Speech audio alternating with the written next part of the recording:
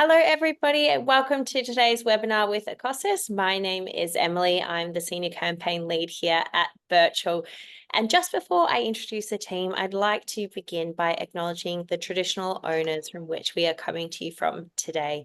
Birchal is based on the lands of the Wurundjeri people of the Kulin Nation, and we pay our respects to their elders past, present, and emerging.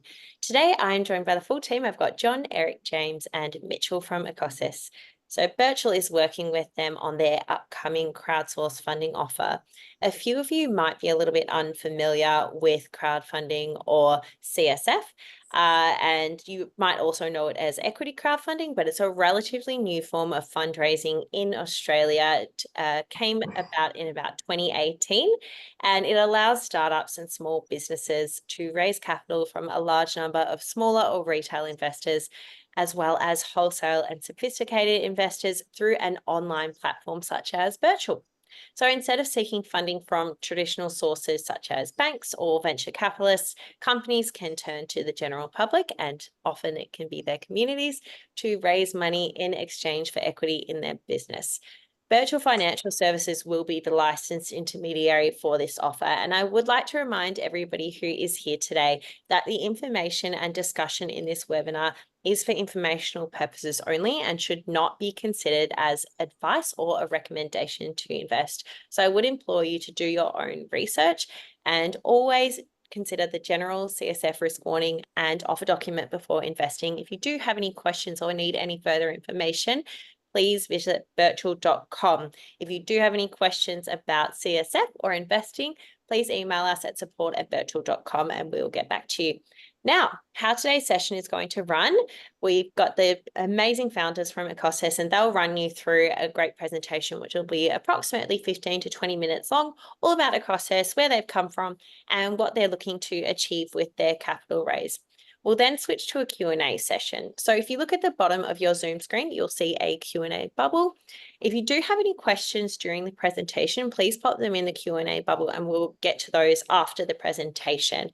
And just a reminder that we are recording today's session. So if you do have to jump off early, or if you'd like to rewatch anything, a recording will be sent around. So enough talking from me. Without further ado, I'll hand over to the team from Ecossaus.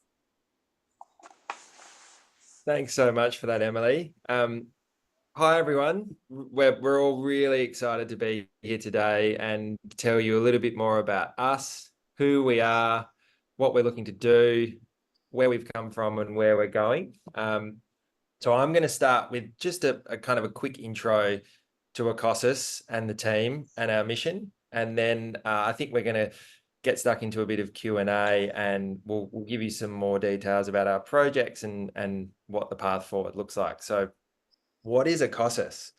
Now, we at Ecossaus, we have a really simple mission. We want to lead Australia in green hydrogen production and storage, and we want to do that utilizing the power of salt caverns. Now, salt caverns might not be familiar to a lot of you here in Australia, because there aren't any here yet. But salt caverns are really popular in Northern America and in Europe. There's hundreds of them up there and they're used to store all kinds of liquids and gases. And so what we're looking to do is bring that trusted and proven technology home to Australia and deploy that in a market which we think is coming in a big way. So little introduction to our team. So we've got our two founders, John and Mitch, with us. You might be able to see them on the screen. Now, John and Mitch are production and exploration specialists. They have worked on hydrogen projects together, and a bit over 2 years ago, they saw this opportunity, which was being overlooked, to use salt caverns here in Australia. We've also got Eric, Dr. Eric Lilford, and he is a very highly regarded minerals and energy professor at Curtin University. Eric's our nominee CEO, and he's with us today as well. And the rest of the board and management comprises of, we've got Tony Rudge, he's a technical specialist. He's a geologist and geophysicist. We've also got Bob Little, who is a local Arunda man. He is a very highly regarded land access and community engagement specialist. And we're super focused on our ESG principles, and Bob's involvement is really going to help us with engaging with the communities and keeping a laser-like focus on that part of our business, which is going to be great. We've got one, Jeffrey, who's another nominee director, and he's really a corporate and innovation specialist. And we've got Dan Smith, our company secretary.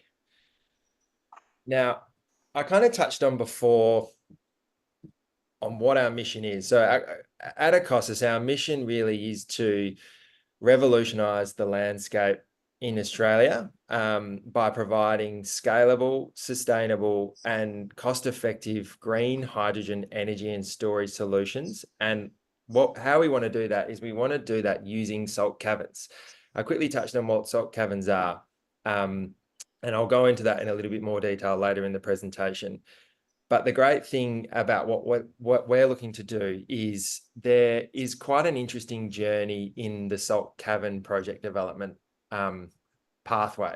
And the first thing you need to do is build the salt cavern. So you look for thick, deep underground salt structures, and then you essentially you dissolve that salt out.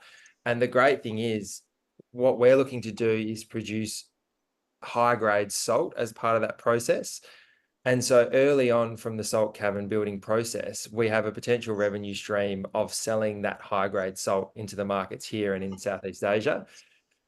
And then we continue building the salt caverns, and eventually we will have these underground salt caverns, which provide mega scale storage opportunities for green hydrogen and other opportunities for renewable energy storage. So that's what we're looking to do. And the great thing about salt caverns is they provide some really important and really critical advantages over the current options for large scale hydrogen storage. Now, hydrogen is pretty unstable, right? So it's quite tricky to store, or quite expensive to store in above ground tanks. Whereas if you store hydrogen in underground salt caverns, you can store huge quantities of it, and you can store those quantities really safely and in a really cost-effective way. So that's why we think salt caverns is kind of the best option to support the new hydrogen economy that's coming here. And touching on that, you guys might have seen there's been some pretty interesting updates recently from the government around the new hydrogen economy in Australia. There's some pretty exciting stuff, which I'm going to talk about later. But in a nutshell, we think the timing is perfect to capitalise on the growing new hydrogen economy here in Australia. And there will be this need for storage of hydrogen as part of that, which we see coming in a big way. So we see this opportunity exists for investors to really capitalize on this rapidly growing market that we see coming in hydrogen production and storage. Now, I introduced Eric at the start of the presentation. So Eric is a professor, and one of his specialties is economics. And he has helped us with some really detailed economic analysis of what these salt cavern storage and production projects look like. And we're super excited about what that's looking like. So we can't talk about the specific numbers, but what we're seeing out of that economic analysis is really encouraging. And we're seeing a super strong business case for bringing one of these projects home to Australia. I mean, you only have to look at the number of the projects, the salt cavern projects that are already in existence around the world to give you confidence that these things work and these things are a great business. But we've done our own analysis to back that up, and we're super encouraged about what that's looking like. Eric might talk us through a bit more of that later on. But yeah, we're super excited about the opportunity, and we're very encouraged about the economic analysis that we've done so far. And sitting behind kind of what we're doing, the market is catching on to this as well. So I say we, but John and Mitch really discovered this opportunity a couple of years ago. And quite quickly after they saw it, we had the CSIRO here in Australia identify large-scale salt cavern storage as the most viable option for the new hydrogen economy. So we've got the CSIRO saying salt caverns are the best option over the other options like storage in depleted oil reservoirs or in above ground tanks. And then according to Bloomberg, they're also seeing total energy storage projects growing at a really sizable rate of about 27% year upon year from now until 2030. So what does all that mean? I guess in summary, what it means is we can see the new hydrogen economy is coming. The federal government's backing it. Experts in the industry are backing it. And then we've got technical research bodies saying salt caverns are the best option to support the storage needs for that economy. So we think the timing's perfect to bring salt caverns, which are trusted overseas, bring them back here to Australia and deploying them in the market, which is rapidly growing and we see coming very soon. Now, to give you guys an idea of kind of the scale of a salt cavern project. So there's Australia's biggest battery, which is the VBB in Moorabool in Victoria. That's got the capacity of 450 megawatt hours of installed capacity. And you kind of go, what does that mean? And I'll give you an idea of what those numbers mean in a second. So we've got Australia's biggest battery in Moorabool. Now, one single average sized salt cavern could produce over 500 times this amount in terms of energy storage. So the quantity of hydrogen that can be stored in one single salt cavern can be used to power 60,000 households for about a year, 60,000, or can be used to power 30,000 EVs for about 140,000 kilometers each. So that the energy storage potential in salt caverns is huge. And the great thing about salt caverns is once you've found one salt structure, you can build a number of salt caverns in the same structure. We call them salt domes or salt diapirs, but essentially it's a thick underground layer of salt. So the plan is not to just build one cavern, but build multiple caverns. So you can kind of start getting a feel for the size of this opportunity and the size of the energy that can be stored in these things. Now, the kind of growing government support, I touched on this before, but the last federal budget that was announced a couple of weeks ago delivered a really exciting $8 billion of funding to support the production of renewable hydrogen in Australia. And what does that mean? That means there is a lot of investment and government support to promote the new hydrogen economy. Now, part of that package, so that $8 billion package was kind of broken up into two parts.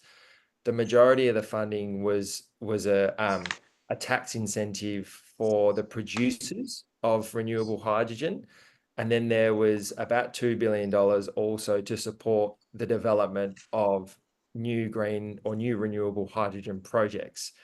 So both of those things are super exciting for someone like Ecossaus as a planned both producer of green hydrogen and storer of green hydrogen. We think there's a really strong opportunity there to capitalize on that support from the government. So that's the kind of government support for the new hydrogen economy. And what we also saw about 2 weeks ago was the release of the first government-backed green bond here in Australia. So that was a $7 billion bond. It was super heavily oversubscribed by investors here in America and in Asia. And again, you kind of might be sitting there going, what does that mean? Well, the takeaway really for us is there is a really rapidly growing amount of investor support, both here at home in Australia and overseas for renewable hydrogen projects. We think that support is going to grow even further, and that kind of gives us more confidence that the timing is right to pursue one of these projects here at home now. And because we've been working on this now for a couple of years, we think we're ideally positioned to capitalize on that opportunity. We've spent the last kind of 2 years working super hard on developing our projects and putting together the right team. And so we think this Birchal raise, which we're going to be pursuing, provides a great opportunity for ordinary Australians like you guys to come along with us on that journey. as we try and capitalize on our position in the market. I think that's probably, I might pause there as a bit of a kind of overview on Ecossaus and the team. We'll go into a bit more detail on the projects and what we're looking to do, but I might pause it there and see if there's any questions so far. Great. Thank you so much, James. I might just pose a few questions to John, if I may. Where did this idea come from? Well, excuse me, as James alluded to, Mitch Ellis, our technical director, and I formed this company, co-founded it several years ago.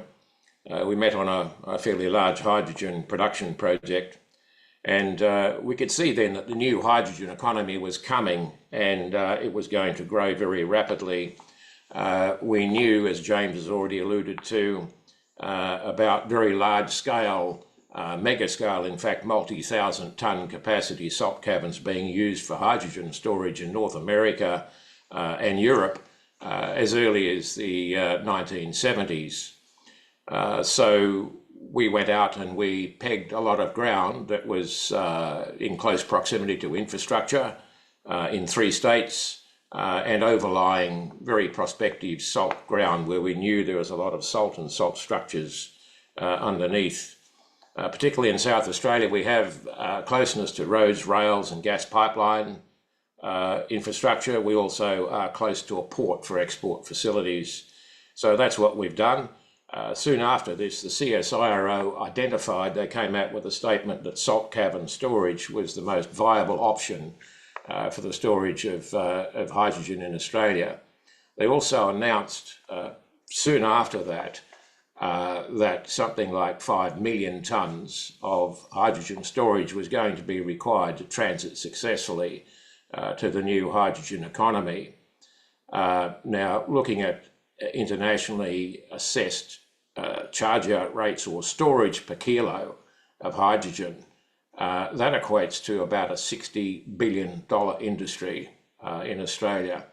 So if it was all utilised by salt caverns, that's about 800 or 900 salt caverns.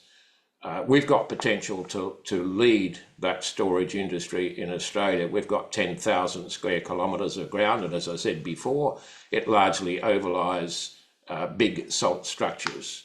In fact, we've already got drilled evidence of salt with over 99% halite, which is sodium chloride.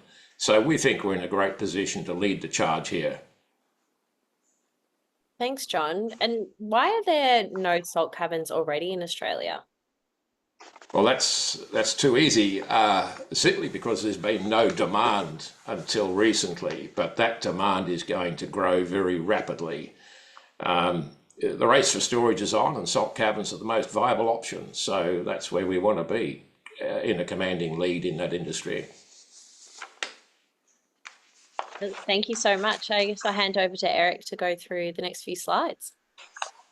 That's great. Thanks very much.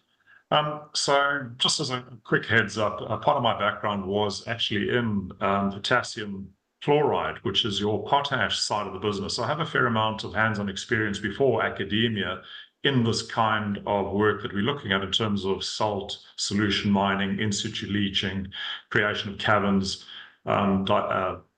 solution of salt, and then production of potash as a fertilizer rather than pure salt. But the processes are fairly similar. So what you're seeing in the diagram in front of you is it's pretty much a simple process of in situ leaching, which is solution mining, which is going to be a zero emissions form of production, because all you're doing is pumping a brine down into a soluble mineral, which is your salt, putting it into solution, then drawing your string out in order to create and shape caverns.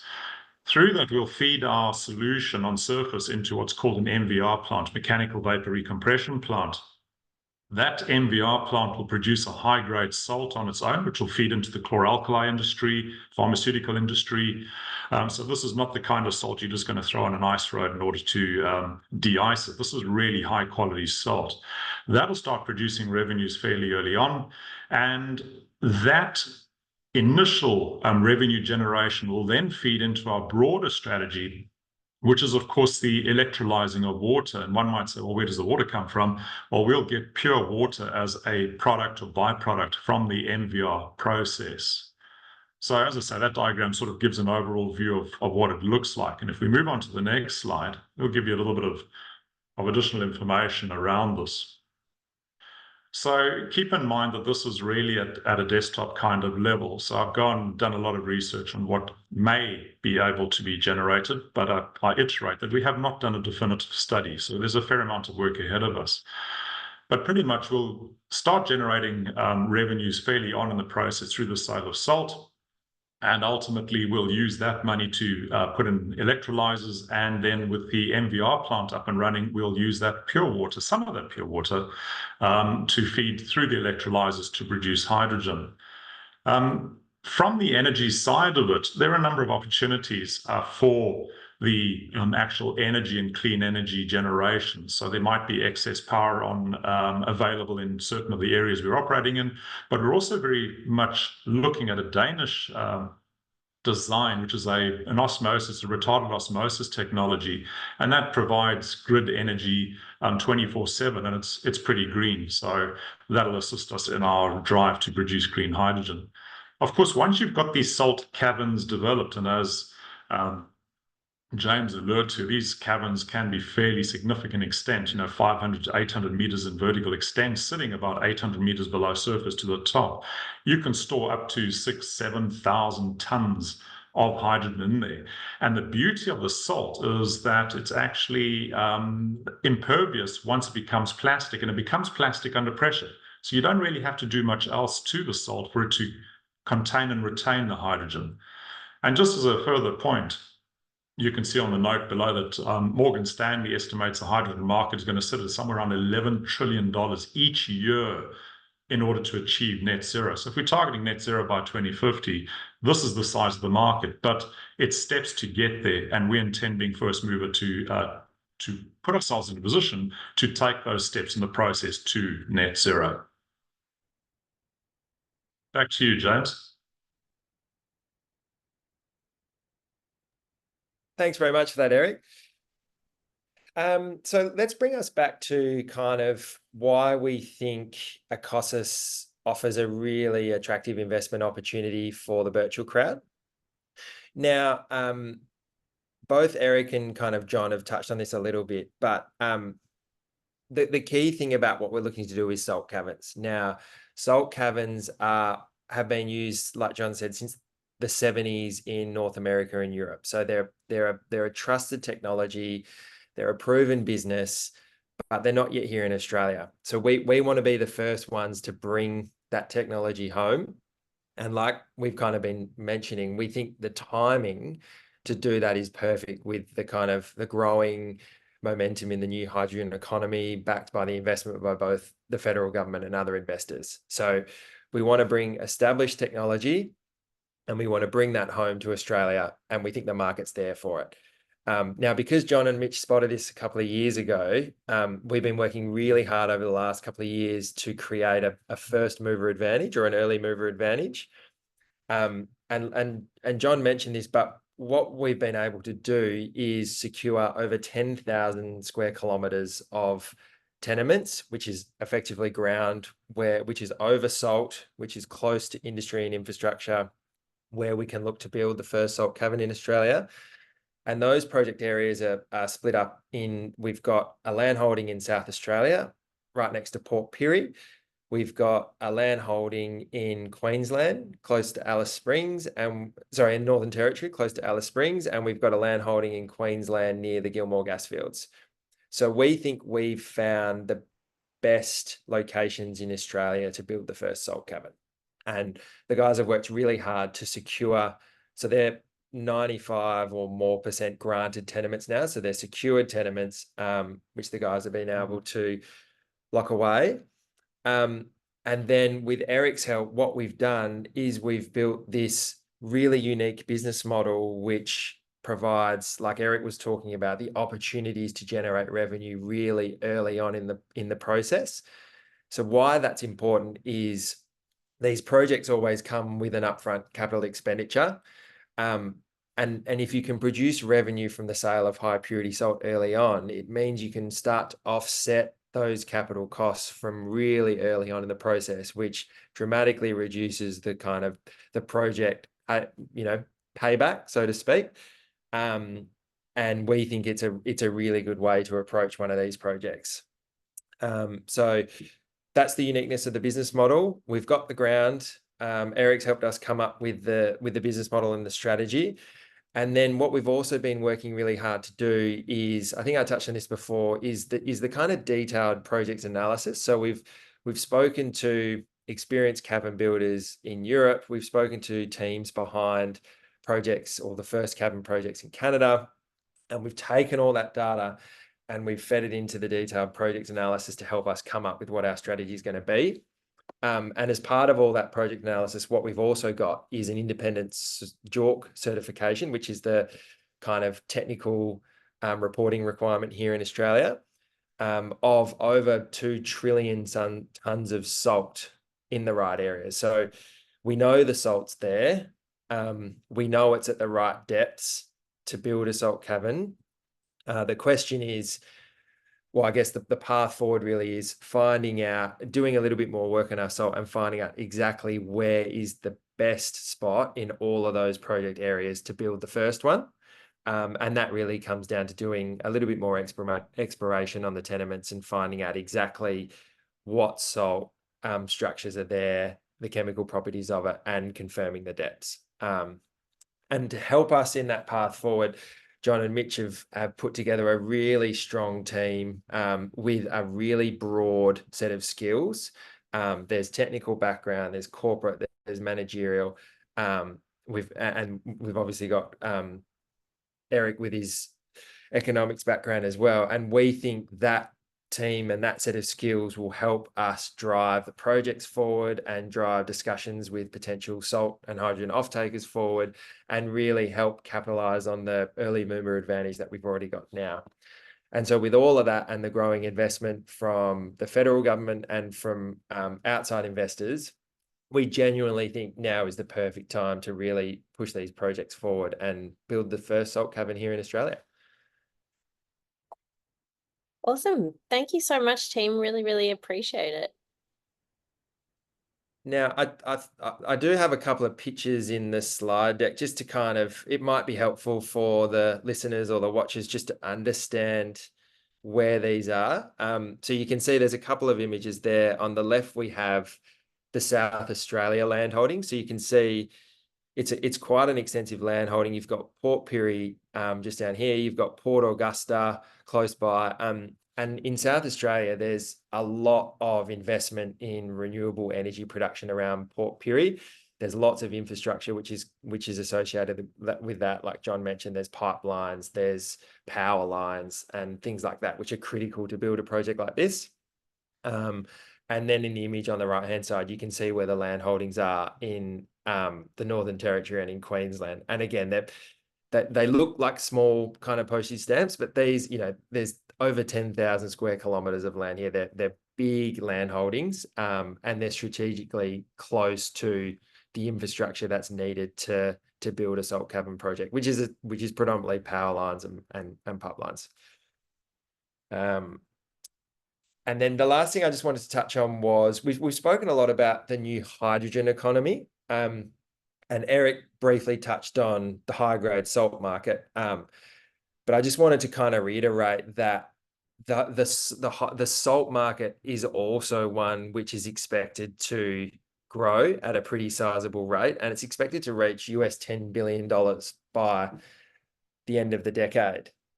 So we think we're kind of targeting two really, really great markets. We've got the new hydrogen economy here in Australia, which is growing at a really, really crazy rate. And then we've got the high purity salt market, which is also expected to grow at a really solid rate. So again, it really just kind of reemphasizes the uniqueness of the business model targeting these two markets, which are growing, and the great opportunity that provides to investors to kind of come along on the journey and see what we can do.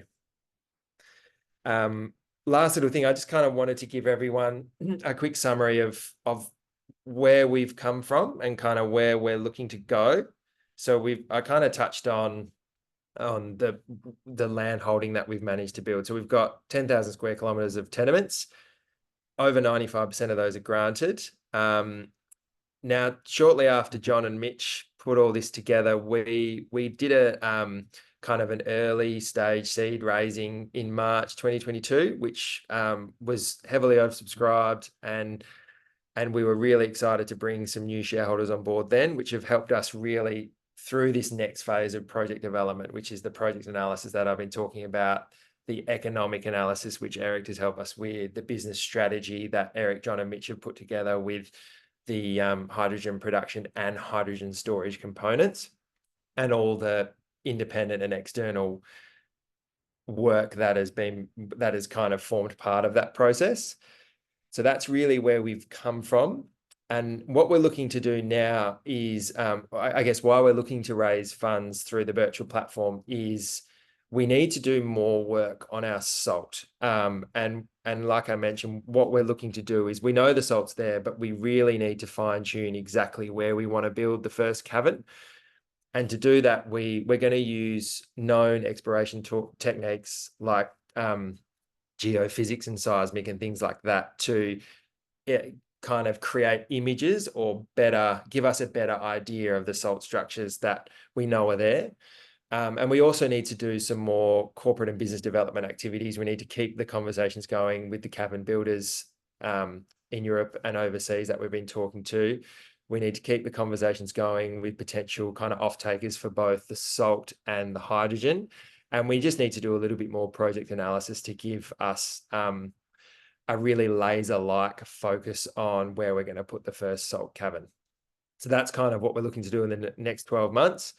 The development pathway after that is kind of a little bit more detailed, but I think that's really the focus for the next 12 months, is learning a little bit more about the salt and continuing our activities with the market and on the business development front. So I think that's probably it from me. Do you have some questions there, Emily, that you want us to tackle? I do. If you want to stop sharing your screen so I can see your lovely faces, that would be amazing. We've already had quite a few questions come through. So at the moment, can you give a little bit of an understanding of, is the hydrogen being transported anywhere? And if so, how is that happening? Who wants to tackle that one? John, do you want to tackle that one? You're on mute, I think, John. Sorry. John, you're on mute.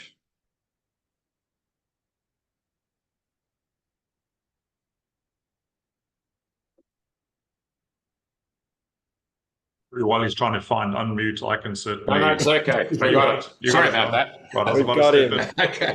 Yeah. Look, as Eric and James have alluded to, we want to get into early hydrogen production. As soon as we start producing salt, essentially we'll be producing ultra fresh water, which we can use to produce hydrogen. So very soon after we start receiving income from salt sales, we'll be wanting to produce green hydrogen. Initially, we will feed that back into the plant. We can consume a lot of energy and reduce our power costs by doing that. And then as production increases, we'll be able to transport excess hydrogen into local gas pipeline systems. There's a huge market for hydrogen, particularly in South Australia, where there's a big focus on renewables. So we can inject up to 15% hydrogen into local gas pipelines. So that's a form of transport if you want. Later on down the track, after we get into really large-scale hydrogen production, there are a number of options.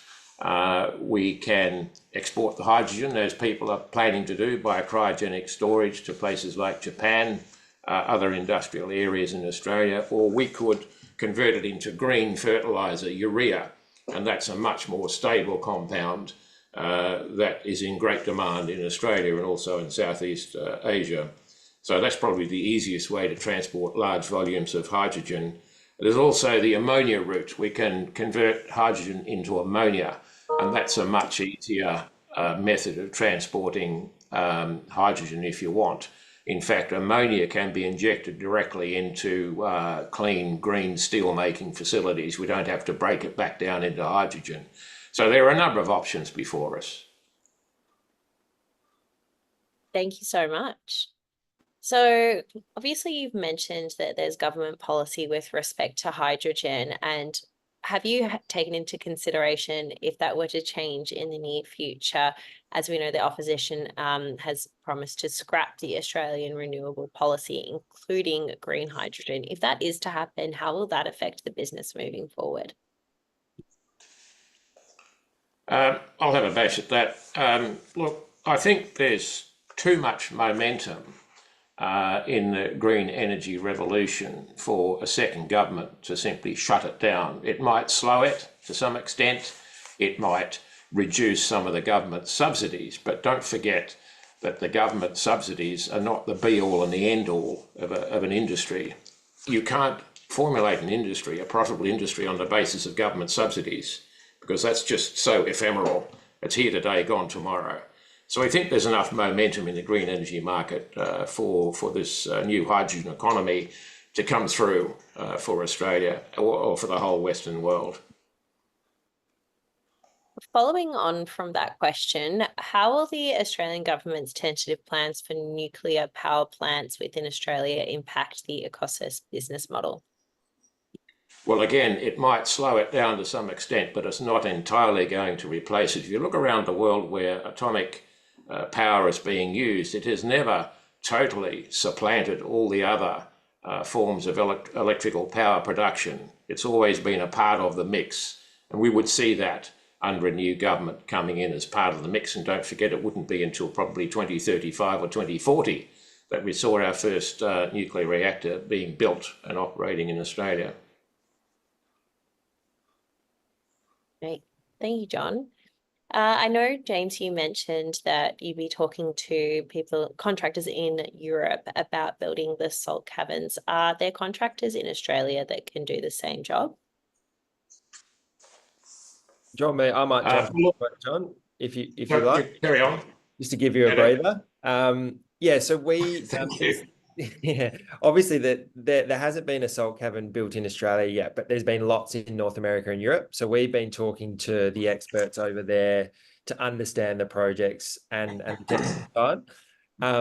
Now, a lot of those experts or consultants have affiliated advisors here in Australia. So one group we've had a lot of conversations with has advisors here in Australia who are experienced cavern builders, you know, and all the engineering and things that go with that. So yeah, the people we've been speaking to certainly have a presence here in Australia.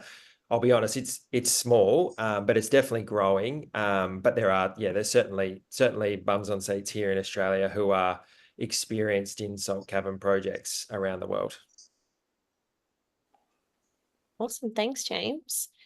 So I know you showed some maps before, but have you mapped the potential location of the massive hydrogen production and its proximity to your tenements?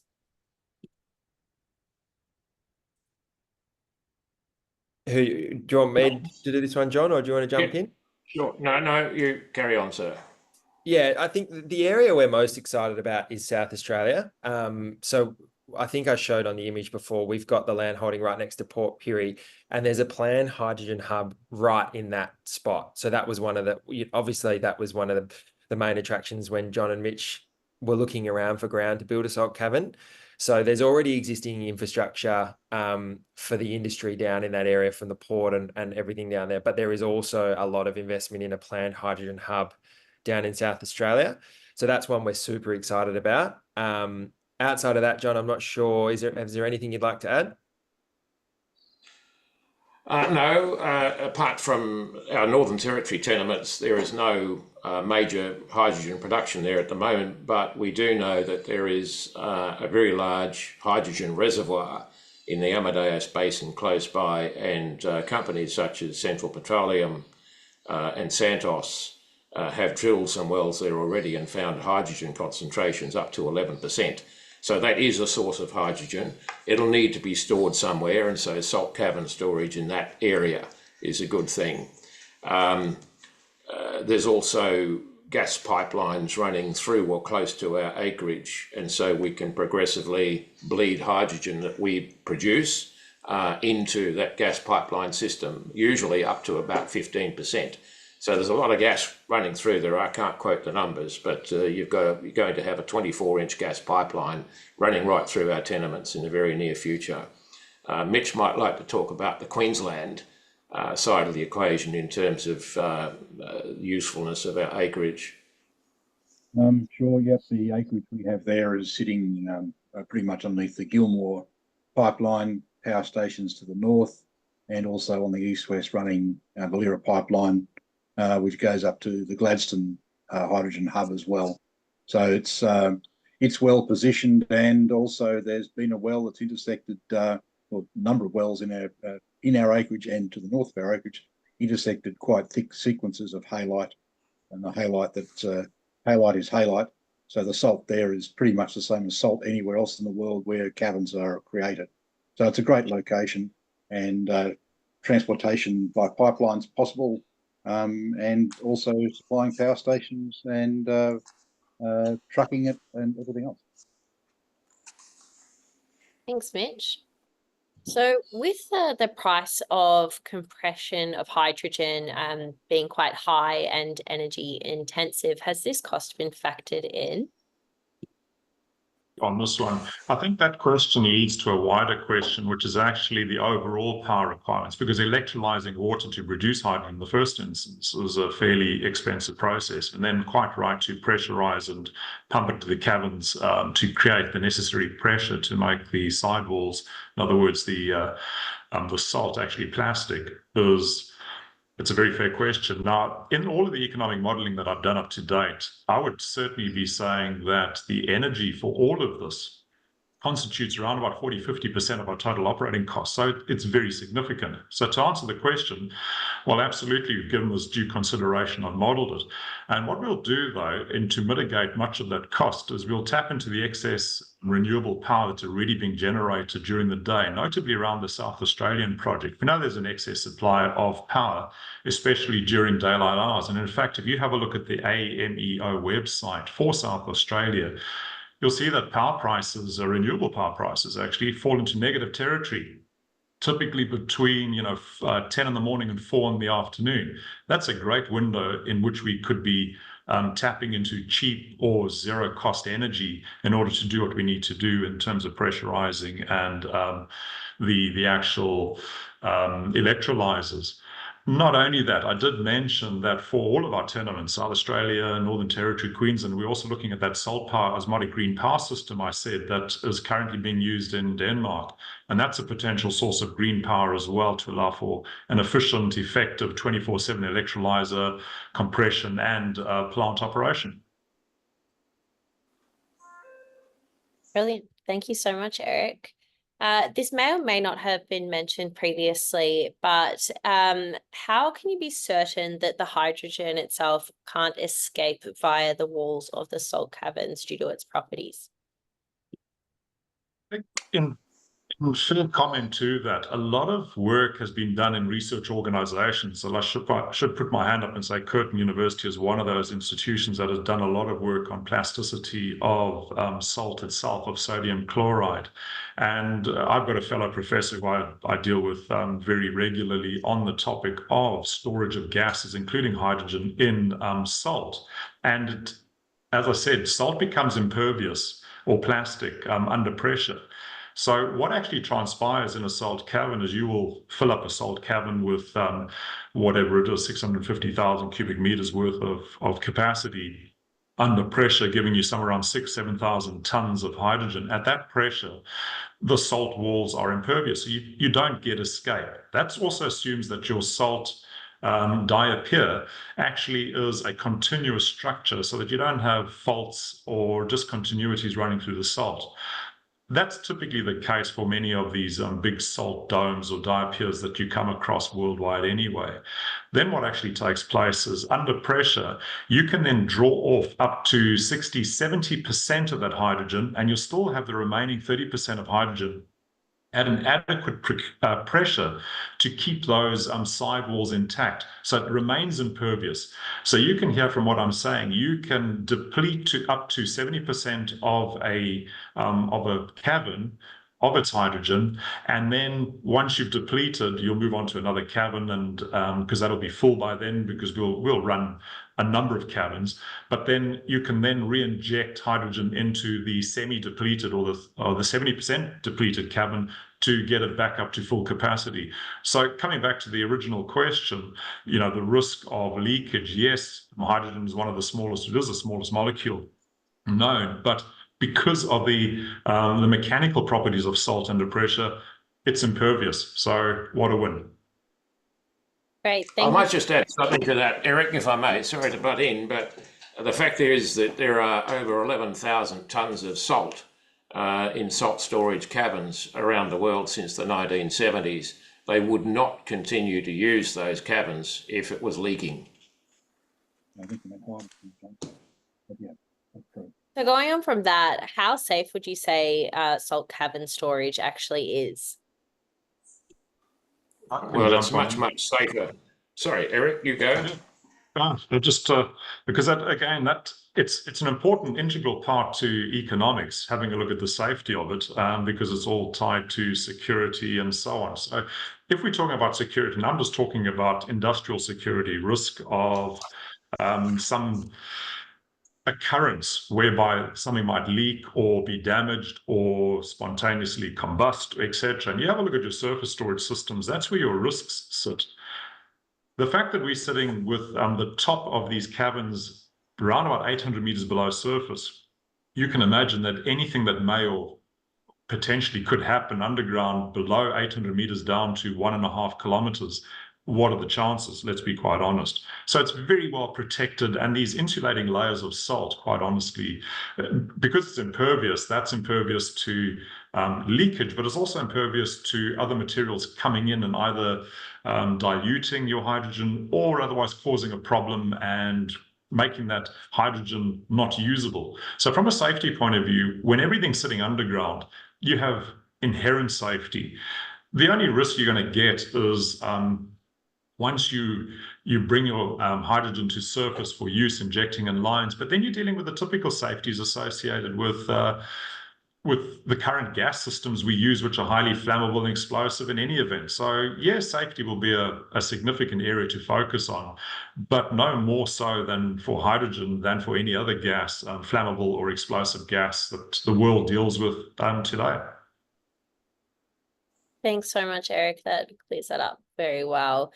Actually, this might be another question for you, Eric. Where, or if you are going to be sourcing renewable power for your plant, where will it be coming from?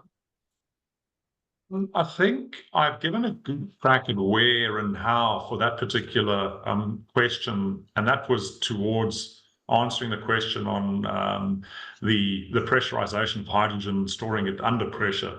So as I've said, we've had a very good look at what our first priority area, finding these diapirs in South Australia, and the AMO website showing when we have negative costs as far as renewable power is concerned, and we'll tap into that.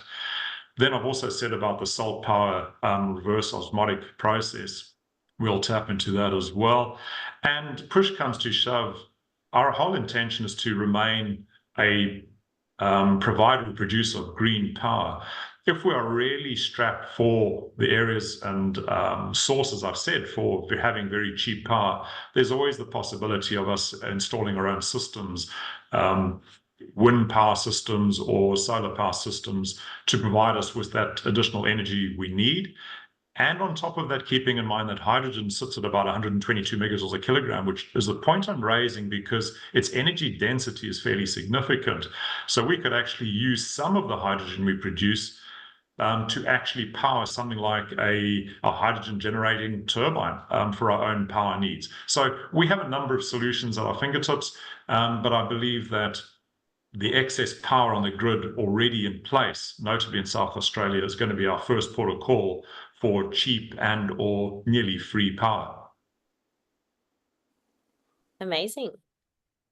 So at the moment, how much would a salt cavern project cost, and how will you fund it? Obviously, you've come through equity crowdfunding, so it'd be awesome if in that question you could answer a little bit about why you've come to equity crowdfunding and what other funding you'll use to fund this project. Yeah, so I might. Do you want to, I I was going to say there's an overall capital cost, but there's a timing to it. So James, you take that one away. Yeah, for sure. Thanks, Eric. So I guess starting with Birchal, the reason we liked Birchal is a lot of seed opportunities like this are only usually made available to sophisticated investors or a kind of select few investors. So you have to meet that test under the laws here, or you have to have really good finance networks to see the opportunities. And what we saw was the general momentum around the new hydrogen economy building and the increased government support. And so we like the idea of offering this opportunity up to ordinary Australians to have the opportunity and that we see, or really the opportunity to come on board our journey and the kind of the really big opportunity that John and Mitch see coming at a really early stage. So we like the virtual platform around that. And then in terms of timing, so we want to use the next round of capital that we raise to further develop the projects. We want to better image the salt, and we want to continue our business development activities, which is focused around off-taking of both the salt and the hydrogen.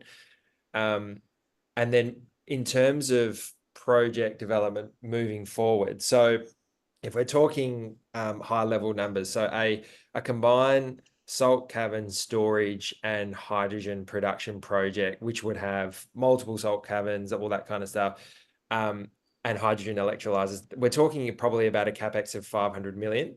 Now, obviously, projects of that size, you would ordinarily fund through a combination of debt and equity, and it would be heavily focused on debt. And we'd want to build off the momentum, the investor momentum out there at the moment to kind of support that. And when you're developing projects like that, obviously you get security and securing offtakes up front, and you might bring on investment. And so, investors might be thinking, oh, that's all great. What does that mean? And what's the timing? So we think it's going to take us probably the next 12 months to learn more about our salt and pick exactly where we're going to put the first cavern. After that, it takes from start to finish, it'll probably take 4 to 5 years to build a fully fledged salt cavern storage and hydrogen production facility. But like John and Mitch and Eric have kind of mentioned along the way, the beauty with the business model is as soon as you start making the caverns and bringing some of that dissolvable salt to the surface and making our high purity salt, we can start selling that into the salt offtake markets and generating revenue from an early stage. So we don't have to wait 5 years for that to happen. That can start happening really quickly. So yeah, that's kind of in a nutshell. Focus for the next 12 months is project development. We'd love for the Birchal community to come on along that journey with us, and we really see the opportunity in what's ahead. And then after that, we will look to kind of tap the equity and the debt markets for the real material project financing when the time comes. I might just add a little something to that. So absolutely everything you're saying on what the capital expenditure is, etc. But I must point out that the economics we've done, including that full capital expenditure, looks to one MVR plant, one mechanical vapor recompression plant, and that provides the kinds of numbers that we've been alluring to. The beauty of with what we've got and the land tenement we have and the various hubs we can potentially establish would allow us to have multiple caverns, one MVR plant, but we could have more than one MVR plant, in which case we could start building multitude of caverns in different locations. So our only limitations will be dictated by market demand, I guess. So yeah, what James has been referring to is actually some of the conservative side, and you've got to be conservative because we haven't done a definitive study yet. But at the same time, I think there's greater upside than what's being put forward right now anyway.